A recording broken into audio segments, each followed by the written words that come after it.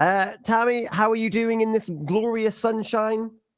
I am channeling my inner yellow, my spring colour, and Love I have it. to say I'm in, yeah, just a really kind of like great mood after a long weekend.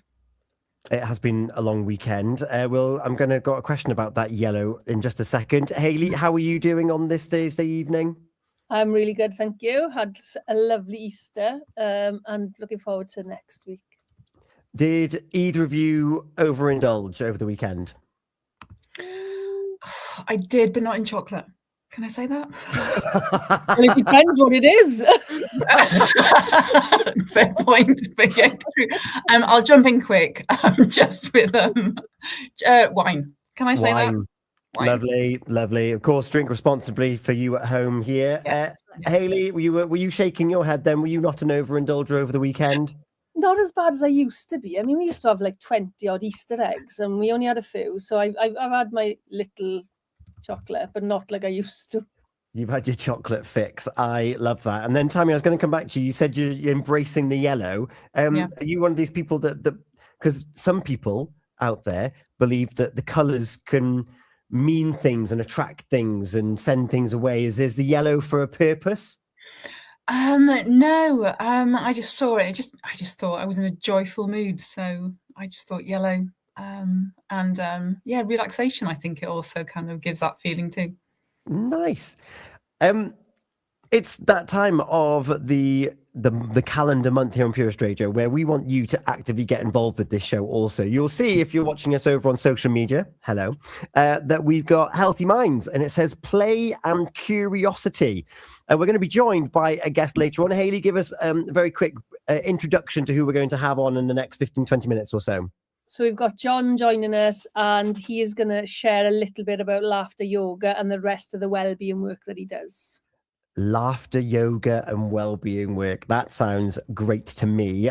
Before we jump into chatting with Jon, though, we're going to be looking at the importance of play and hobbies for adult mental health, reconnecting with interests, and the power of curiosity. I love this as an idea, particularly as someone who, I know it's not outdoor activities, but I've been picking up my game console pad again. And being a big kid, playing a Star Wars game, which has been making me very happy recently. So that's kind of my little return and my homework, as it were, for this show this evening. Hayley, give us an overview as to things that you've been dipping your toe back into. Well, I did not like Uno, but I've discovered a little competitive streak I have, and we are playing it in between meals as the meal is being delivered to the table. If we sit down at the table, which is quite often, but we are playing it left, right, and centre all the time, and it's so much fun. I love Uno so much. Have you got any of the like additional packs, like the Uno Extreme and Uno Flip, or is it old school Uno? Well, I've got the old school one, but my daughter's just introduced us to, there's a Liars one, and there's another one we've looked at, so we need to get them to play, but we like our own rules. We have our own rules in Handy. Amazing. It is the holiday go-to in our family, and now you can get waterproof ones so you can play them poolside if you're lucky enough to be getting away in the sunshine. Yeah. Tammy, what have you been getting up to rekindle that play and curiosity? For me, it's been about just being outside, so it's been like lots of ball games. So again, swing ball with the children. I have been bringing out my inner competitive child, which isn't really healthy, adult versus child, or adult versus children. But again, it's just that football, that cricket. But going back to what Hayley said, Uno, love Uno. It's a real kind of like holiday game as well. And we've also introduced Uno No Mercy, which again just takes that competitive level. It just takes it goes off the radar, off the scale. But plays not just for children. It's so much more, and it's great that Hayley's doing Uno and that you're doing your gaming console again, Tom. Yeah, we would love to know, what is it that's keeping your curiosity active? How are you still playing? How are you staying as a child, as it were, in a grown-up body? Because Hayley, I think that's important. I really do. And I find it really sad that children now don't want to play with toys past about 6, 7 or 8. I can remember like playing Kirby outside the house at like 13, 14, playing Fox and the Hounds and all those kinds of games, but children don't tend to play those things now, and they actually are snubbing toys in order to play games online, and I'm not sure it has the same impact. We would love your thoughts on this as we talk through this topic. We are live on social media, so you'll find us over on Facebook, on Instagram, YouTube, LinkedIn. We're live, so you can leave us a comment. Comments, of course, are not confidential. They're public for everyone to see, and they'll end up on screen even. You can WhatsApp us 01437 76 4455, and we can treat those in confidence if you so wish us to do so. Or you can use the Pure West Radio app, where you can press the button that says send a message to studio, and we'll get them all here. There's also the Facebook Messenger. So if you don't want to comment on the video, you can send us a private message, and that then also keeps your confidentiality. Tammy, Hayley giving some great examples there of being outdoors, playing chase, running around, skimming your knees, running through bushes. Just being with your friends in a friendly manner. What are your memories, Tammy, of being outdoors, and to what age did you become too cool, if you ever did? I've just got those vivid memories, and this will just kind of like just really highlight my age of just like, like the 6-foot slides, just the metal slides that would just get so hot in the sun. And there was no kind of like health and safety. It was kind of like you just went and played. And it just really just developed, I don't know, that survival, I suppose. And I can't really pinpoint a time, all jokes aside, when I actually stopped. I just think somewhere along the way, many of us were taught that play was perhaps unproductive, just something that we just didn't need to do anymore. And it's kind of just become more ingrained in us, I think. And as Hayley has said, children, really young children now, are kind of opting out of it for technology, for want of a better description. Yeah. Well, hot off the press actually is the fact that they've announced a new Toy Story film, haven't they? And the whole premise is on the tablets taking over. And so we're not going to be playing physically with our bodies. And Hayley, that's where you were getting to when you were saying is that kids are foregoing actually physically holding a football or a rugby ball or a tennis ball, just playing catch in the garden. It's not a thing anymore because you could just play Roblox on your phone and just keep it here nice and comfy on the couch. What do you think is the detriment to that? I think it has a massive impact on mental health. I think that they're losing that ability to connect with children on a level that we learn to connect with children out on the street, falling out, making friends again, all those kind of skills that come with playing with your friends face to face in a real situation.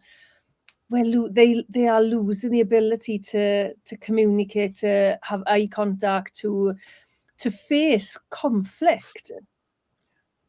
That's a very good point, because the primary school that I was brought up in, so when we're talking about this, I'm very much vividly in Broadhaven, where they had the old park, not the new one that looks really nice, the one that was the massive slide and the roundabout and the things that you're not really allowed in parks anymore, and the swings at the top of the hill, is that you did fall out with your friends. But in a primary school of no more than, less than 20 in a class at a time, if you had a falling out, the playground was only so big. You had to renegotiate and find how to work along together, because you were going to end up in a group with them at some point again.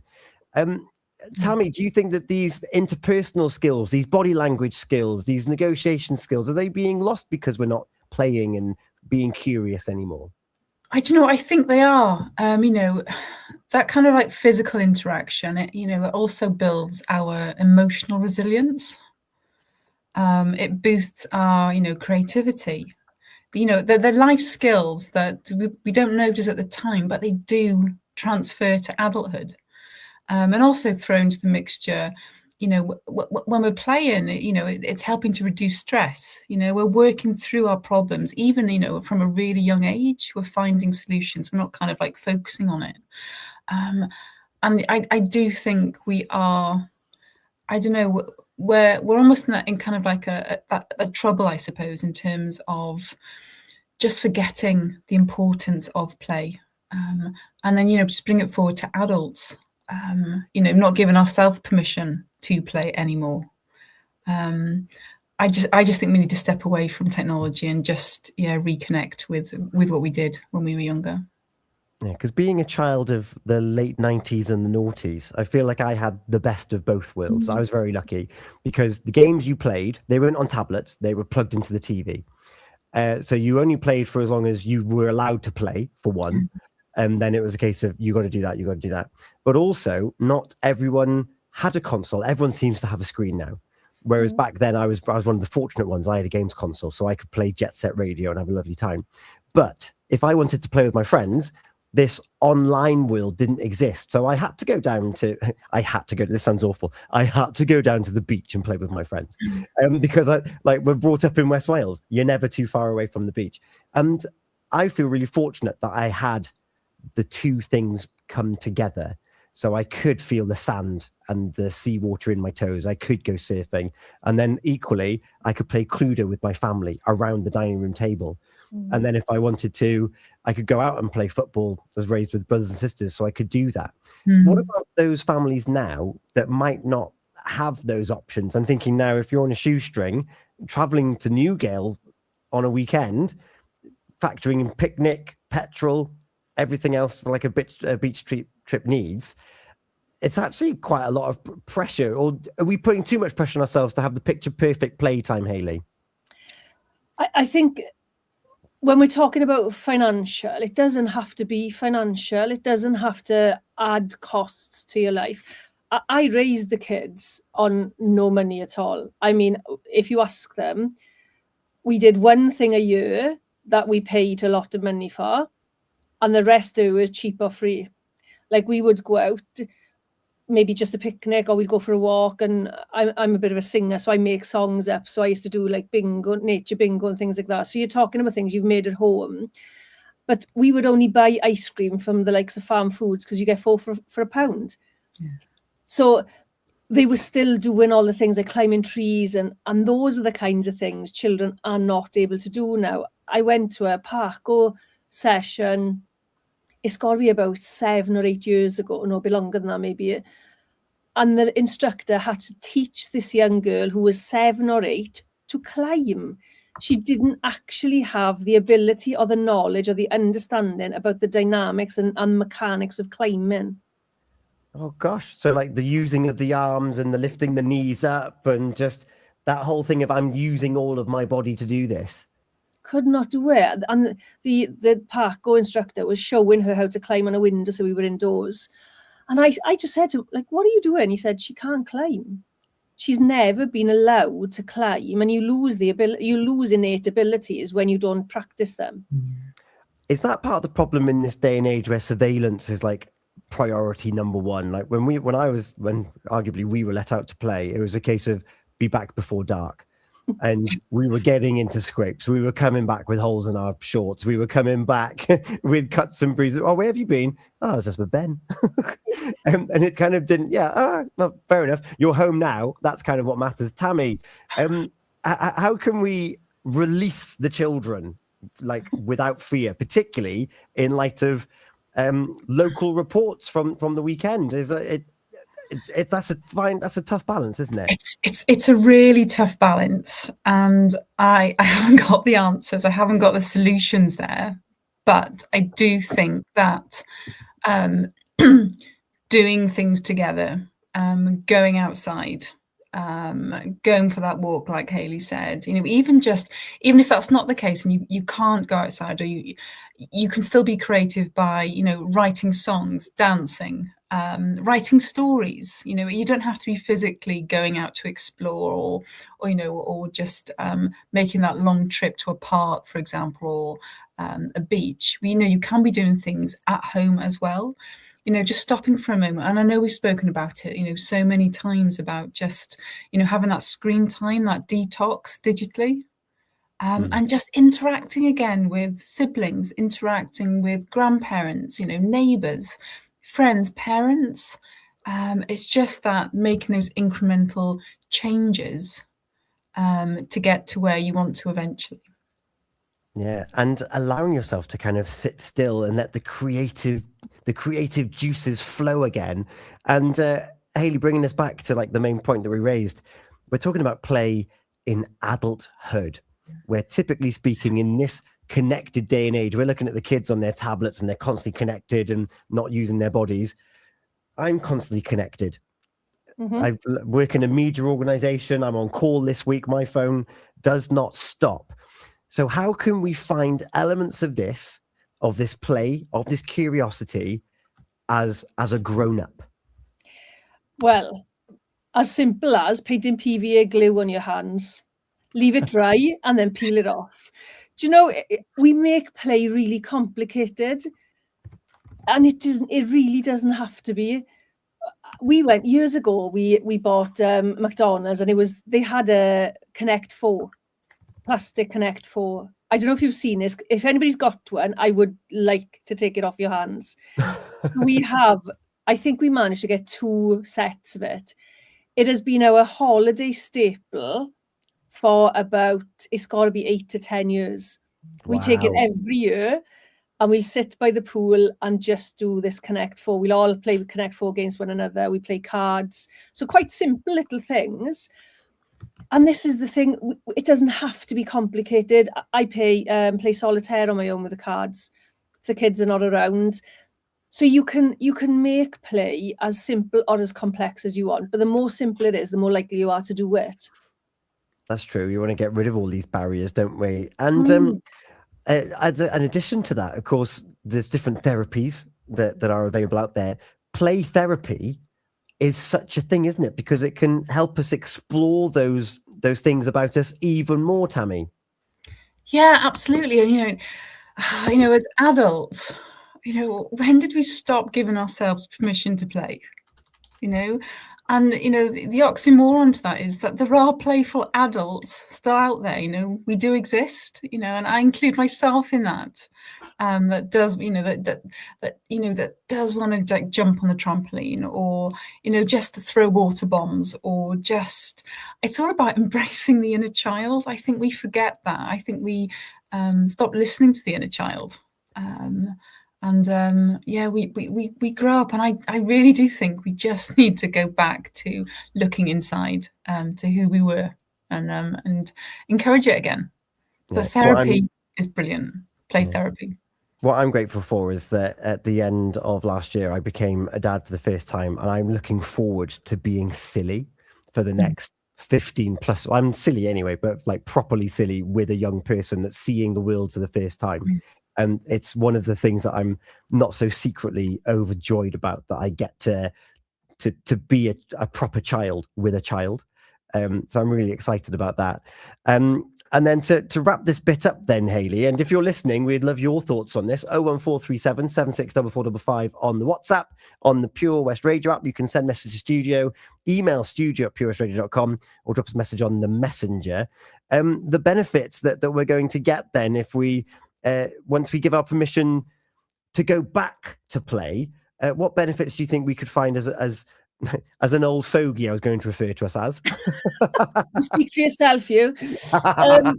I do think it's mindfulness. Like if you look at a child who is given a toy, or even a toddler looking at an ant, it would be completely engrossed in looking at how many legs they have, how many bodies there are, and all this stuff. We've stopped doing that. So in order to play with something, even if we were playing with it while the phone was on, okay? So I have a ball I have loads of these. And I will just hold it and play with it and just feel the sensation of that on my hands. It's as simple as that. And I think if we can get into that mindset of enjoying the sensation, enjoying all our senses, we have that taking us out of everyday life and being in the moment. I love So, that. just really quickly, it's really interesting you have that ball, Hilly, because even as adults, I notice in my work, adults will be using fidget pens or fidget toys. And the more I think about and reflect on it, the more I notice it. And I just also then come back to that, that point about curiosity. It is so powerful for the mind, and it's about shifting us away from, just fear and judgment and just, into exploration, which is, again, what we did many, many years ago. There you go. We would love to continue talking about this further. However, we've got Jon waiting in the wings for us. Give us that reminder then, Hayley. It was a long time ago since we opened this section. Give me an overview as to why Jon's going to be joining us in the next couple of minutes. So he's going to be sharing more about laughter yoga. There may be a demo, I don't know. So join us for that, and sharing about his well-being work that he does as well. There we go. That's coming up next here on your Healthy Minds Better Life show for a Thursday evening. It's not long gone 8:30. Jon is joining us next here on the show on Pure West Radio.